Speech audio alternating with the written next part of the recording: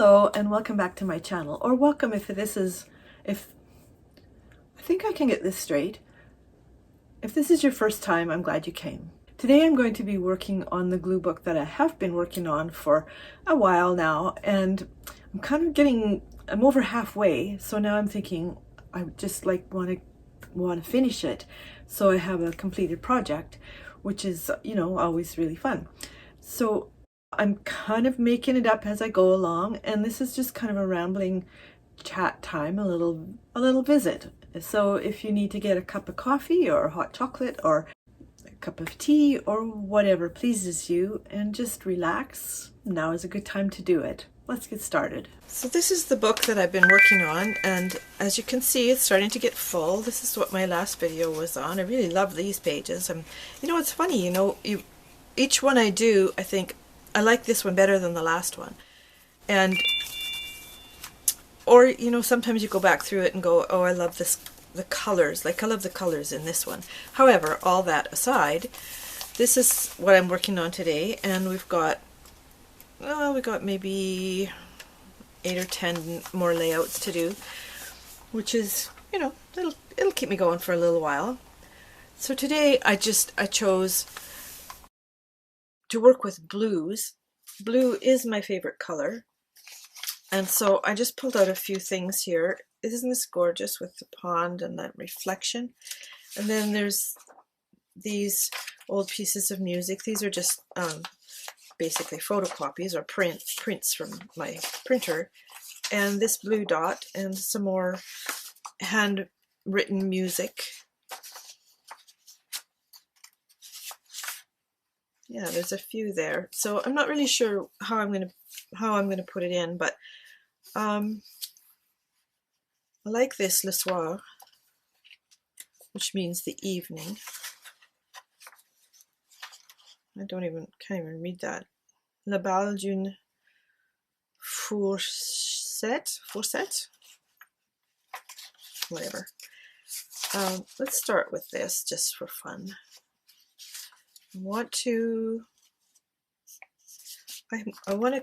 this word in there, so I'm going to just tear it and use a ruler to do that. So it can go like about here. I frequently don't measure, I just bend the paper and go, this'll do.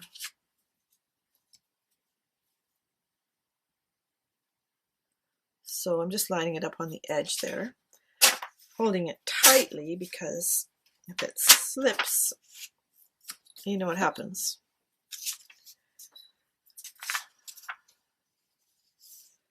Okay, the other side is going to be right about here. I try to do it a little bit inside the measurements here because of the fold.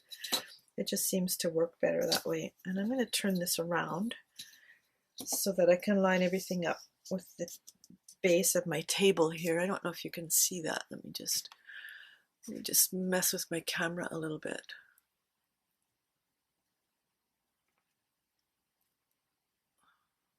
Anyway, I think you get the idea. So if the ruler is flush with this board and so is the paper, I should get a straight tear. However, I have this measuring pink thing.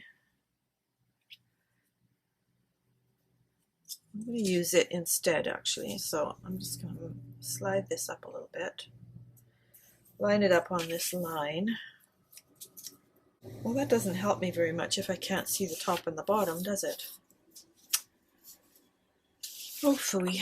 Okay, let's do it the other way first. I'm going to cut this off first, and then I can see the top and the bottom of the paper. And I have a line here with the staffs that I can use to make sure it's straight.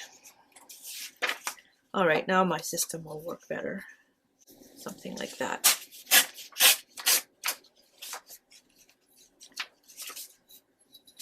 Well, let's see how well that went. Oh, that's pretty good. That'll do. Makes for a nice background anyway. I'm going to keep this because I'll probably be tearing something else. Now, I've watched other people's glue book videos, which are always really fun because I pick up ideas, and I'm sure they do from me as well, which is great. That's how it should be. But I watched someone the other day, and she used a glue stick for everything, which you can certainly do. I sort of go back and forth between the liquid glue and a couple of different glue sticks. Sometimes it's just whatever's fastest, but it also depends on the paper and things like that. There, that's good. Okay, I think I'll put this in here. So I'm going to do the same. Just fold it there and tear it. If you heard something roaring going by, that was a train. Where I live, we have about 24 trains a day, and it's like a block away. And when the wind is blowing, which it is today, it's a cold wind out there, the trains sound so loud. All right, let's see about the other side here. Let's go with that. Again, I don't want to put it right into the crease there because it's kind of, because I'm on the down, what do you call that? I'm on the home stretch. Okay, this needs to go over just a little bit.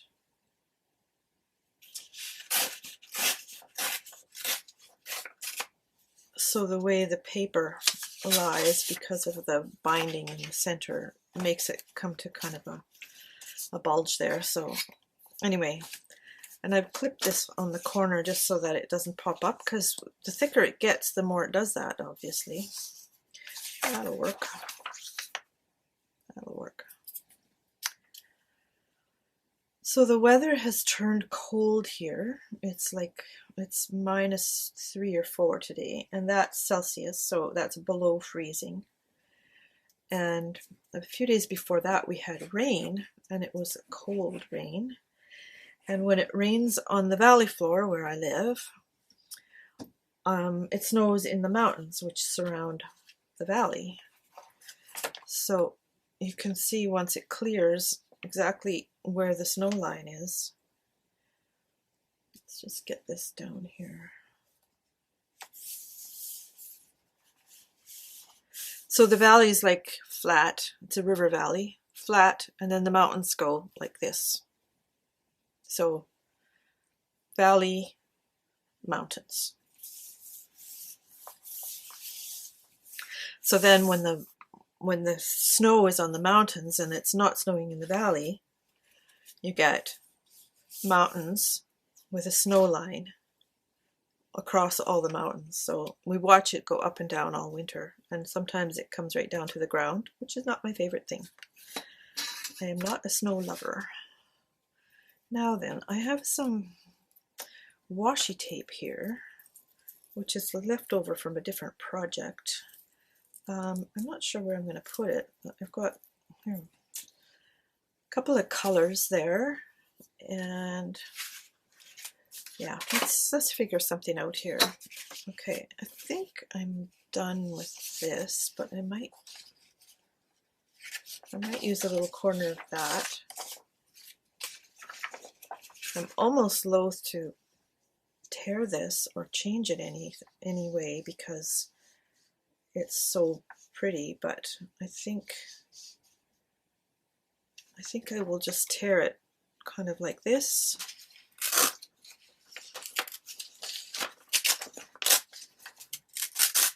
Make sure I don't tear the top off the house or anything.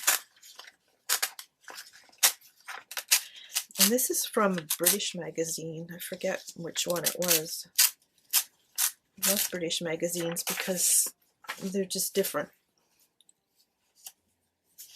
Okay, this has to go a little bit less far down.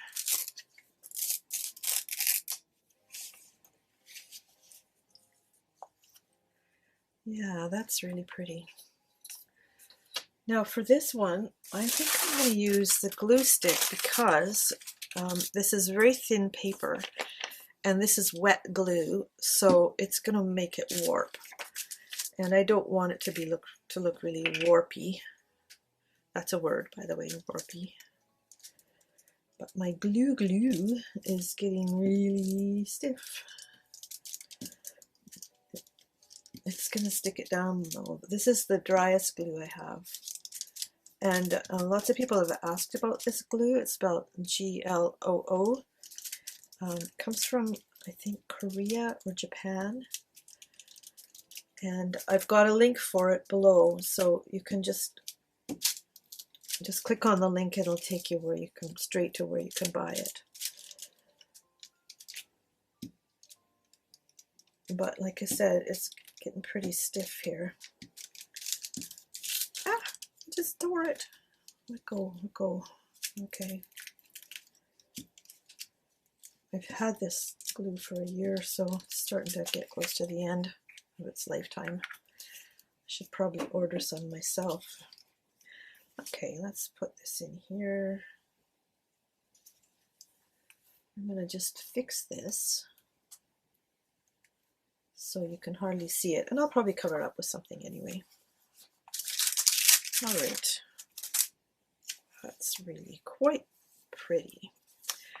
Okay, now because I'm basically winging this, I'm going to just get out my ephemera pieces and see what I can find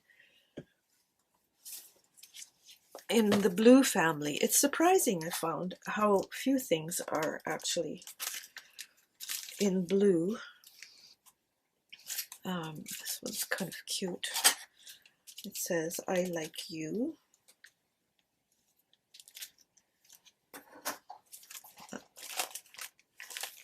Oh, I love these too. I'm going to take these out because I'm sure there's something that leans toward blue here. Put that there. We've got some blue ones in here.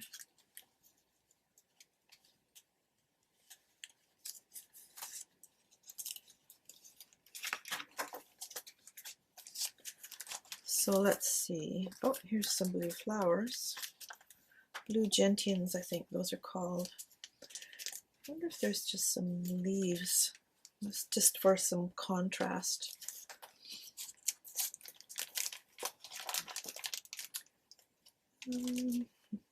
Let's see.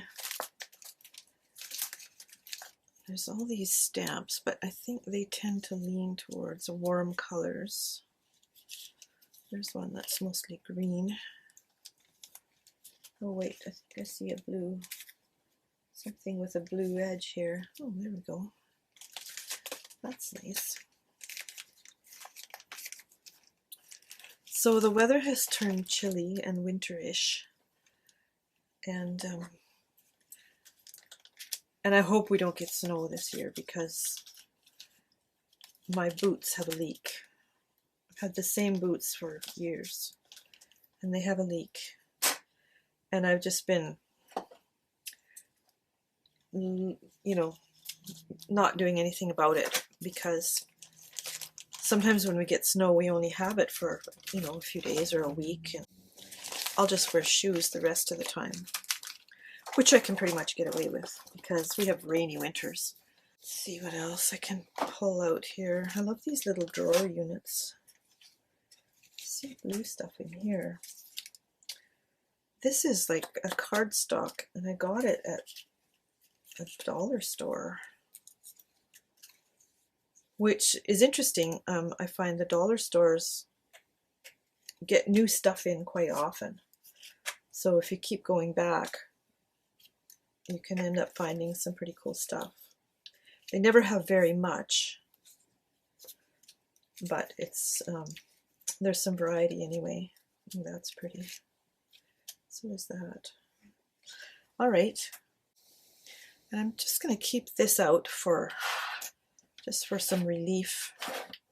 I've also got glitter out today and might use it and I might not, so well, let's just see how it goes. And these are white, which only show up on dark, which is not as useful as you might think. There's a little butterfly with some blue, and these are black and white, which they're washy, so when you take you kind of see through them, and they're actually very pretty. Okay, I feel like I want some kind of theme on this page. However, hold on a minute, one more thing. Got a little bit bigger pictures here. Imagine a rug like that. Wow, wowzers, as my aunt used to say. I think I might be able to use that. I got these from a book. I think it was a book I bought at a used bookstore. And it was all about artwork and design and stuff like that. So I just went through and cut out all the pages because it was not a book I wanted to keep anyway. Here we go. Okay, this needs a bit of a feature. I think that one's too big. But I do like that. So that's my go-to at the moment. And I think I'm going to distress the edges with this.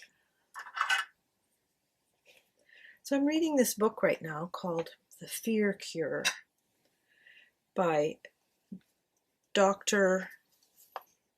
Sorry about shaking my table. Dr. Lissa Rankin. And it's really interesting because she's kind of, she's a doctor, but she's also kind of a sciencey type who does lots of research and gives you lots of background and whatnot. And I'm only not quite halfway through, but she's talking about how fear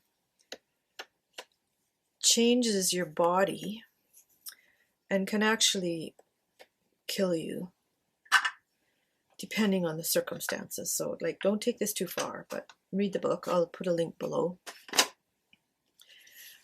That it has kind of wide-ranging effects on the body if you're terrified all the time, or anxious or worried or apprehensive and all that sort of thing. And I'm finding it really interesting because I'm interested in medical stuff, but I'm also interested in the power of belief and faith and trust and that sort of thing. So one thing that I've kind of concluded, not to get too philosophical or anything, but one thing that I've concluded over the course of my life is that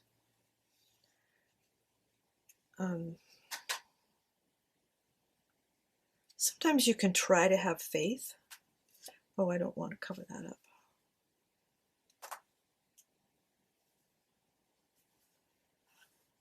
But if you have to try, then, and you know, kind of like, I'm trying to have faith, I'm trying to trust, I'm trying to whatever. If you have to try, something in you just doesn't believe it.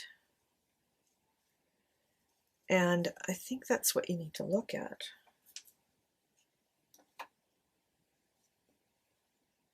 I don't know why I cut that off, except that I didn't want that red thing with the writing that I can't understand.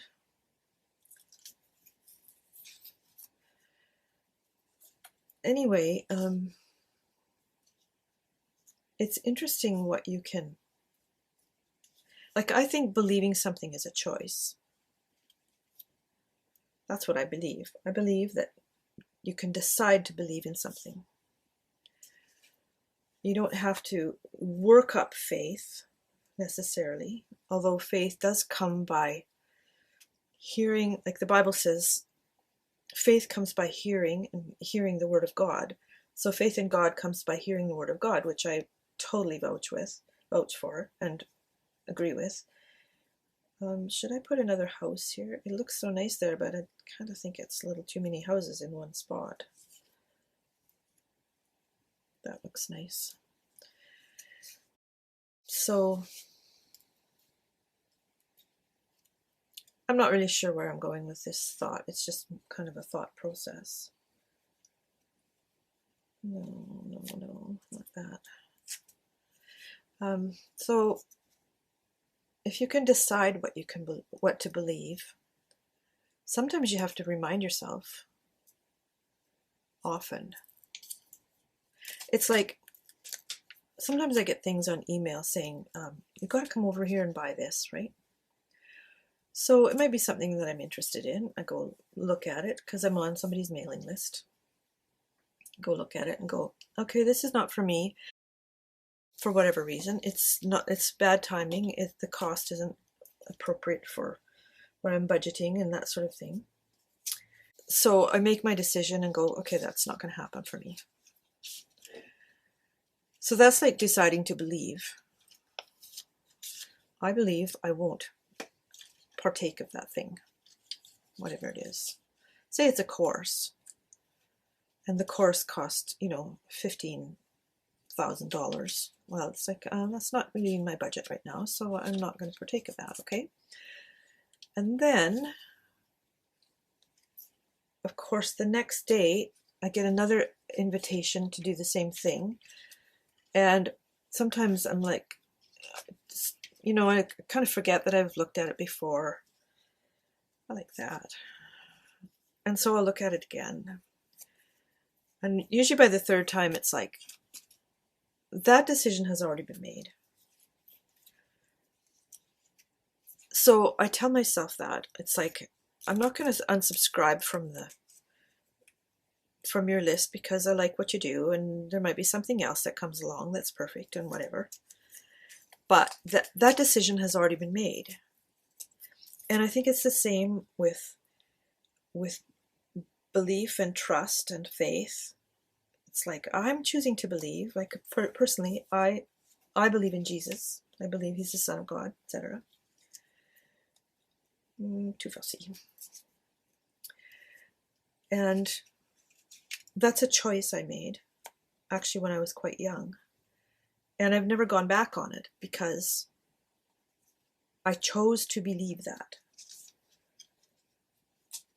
And subsequently, it has made all the difference to my life, just so you know. But at any time, I could go back on that and go, I don't believe that anymore. And lots of people do. They take themselves out of the realm of the influence, and then they find themselves just not believing anymore. And I think this always looks like there's two papers here, but I guess it's just because it's so stiff. And, there's been other things in my life too where, I believed something, and like, this is very minor, but I believed my brother-in-law's birthday was on the 23rd. And my husband said, I think I have it written down somewhere because that doesn't sound right, And I'm going to use this glue. This thing is quite stiff. Anyway, I believed that his birthday was on the 23rd, and it was a big birthday. And so my husband looked it up in his notebook, and he went, actually, it's the 21st. So instantly I changed my belief because I could, and you always can. So sometimes you need some kind of evidence, and sometimes you don't. Sometimes you just need to make a decision. It's like somebody tells you something different than you've thought of before, and you can just go, you know what? I'm going to believe that. I think I like that there. I like this too, but I'm not sure where to put it. Maybe here. I would put it there if I hadn't already put that there. I wonder if I should put it here just a little bit like that. I'm going to reserve that thought. Don't want that there. Love these little birds. Okay, let's put this down and see where this goes. I'm going to use this glue just so I can go off the edges with it. I have to get some more of that glue because mine's getting so stiff it's hard to work with. Just put a whole bunch of this on, which actually has glitter on it because I've been working with glitter too. And sometimes you, like I said, not to get too heavily philosophical here, sometimes you're presented with something that just goes, wow, yes, yes, that's for me. You know, like, see an art class, and I see dozens of art classes, and it's like, well, I don't know if that's going to work for me. I don't know if that's going to make a difference to me or anything like that, you know. And then one will come along that goes, that's like, that's it. That's exactly the perfect one. That's the one I want. I think I like that. That's how it was for me when I was a child in Sunday school. And I remember this clearly.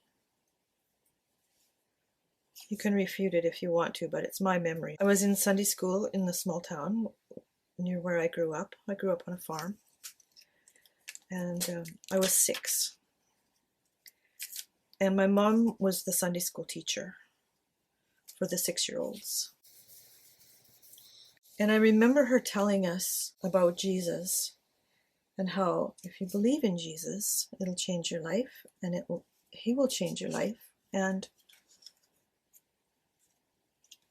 that one kind of works there. And she kept it simple, like we're 6, right? And when you die, you get to go to heaven and live with him. Well, that sounded pretty fine to me. And I said to myself, I want that. It's like there's been times when I've come across some conferences, whatever. It's like, that's exactly what I want. I want that. And I'm going to do what it takes to go and attend that. Because sometimes you just know what's the right thing for you. I personally think Jesus is the right thing for everybody. That's my belief. We all have the free choice to believe what we want. What do you think about that? I think it goes down there. Anyway, about this book about fear, she talks about people who believed they were going to die by a certain age, and then they did. Well, my camera stopped.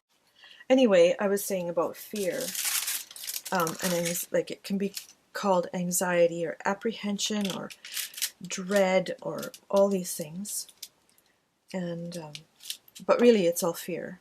So if you suffer from anxiety, and lots of people do, really it's fear. And so if you say, look, I'm afraid of something, can you identify that?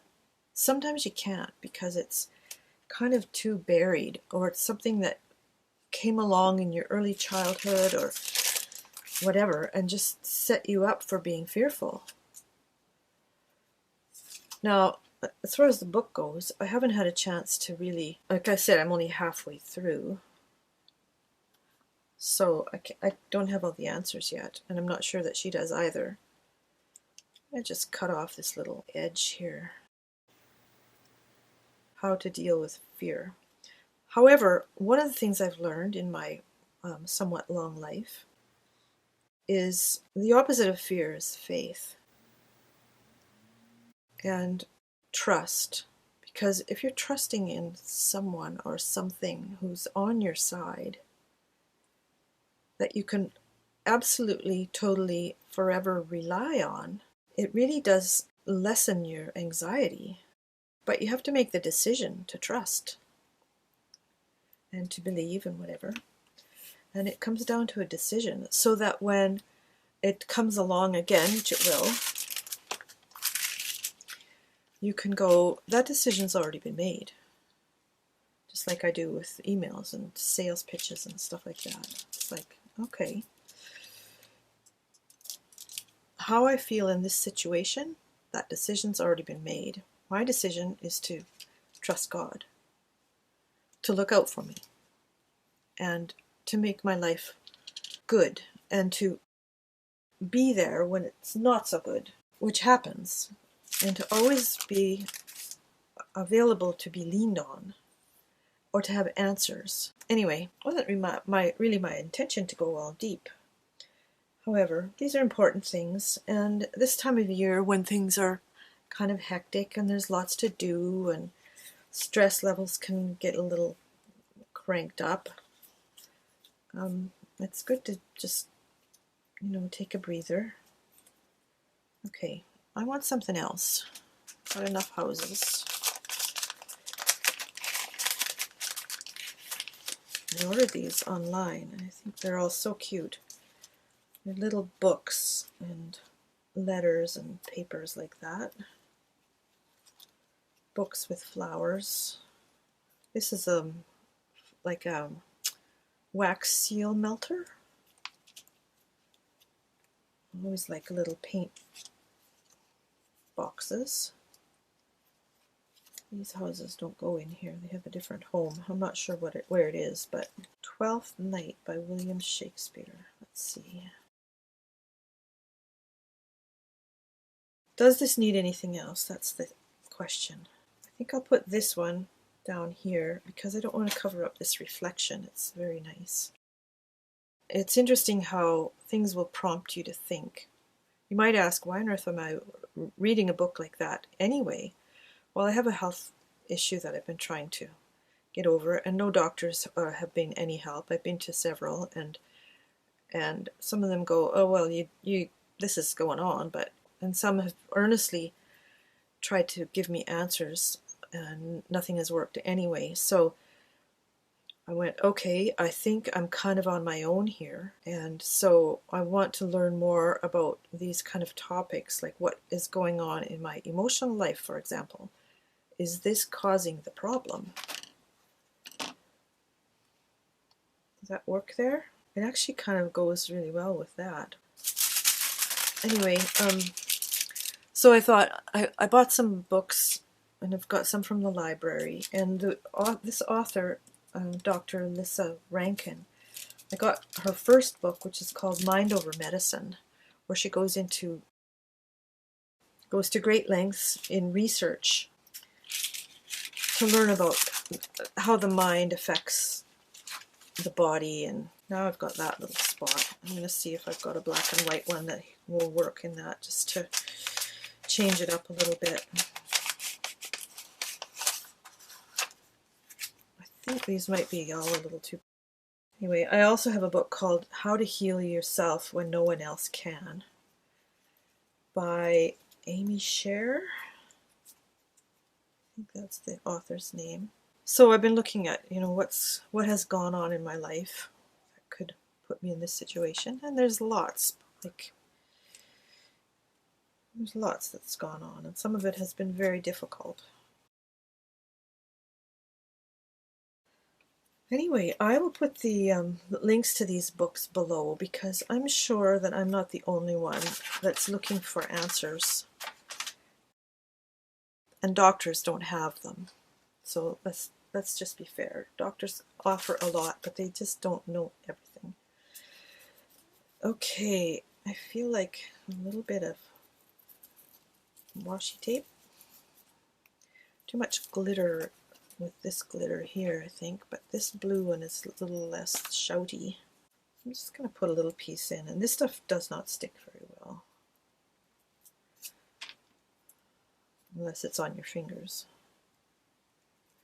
That's too long. Okay, let's just put it on here.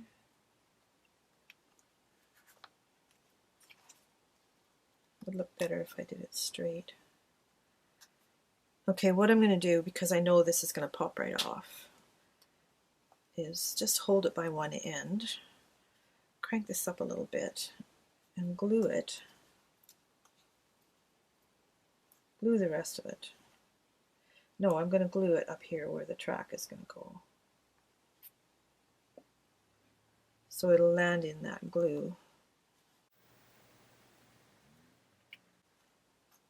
Move it down just a little bit. And then glue this bottom part down where I was holding it. There. I don't know if that looks good or not. It's tempting to add more things, and usually I like to just load it up. But please subscribe to my channel and click the little bell so you get the notifications when I have new videos. And also click the like button because that helps my channel be found, which would be nice. Feel free to share my videos. And also I would love it if you'd comment on what you like or what you see, and if you've got ideas or any thoughts on what I've been talking about, please feel free to do that. I love getting comments, and I'll see you next time.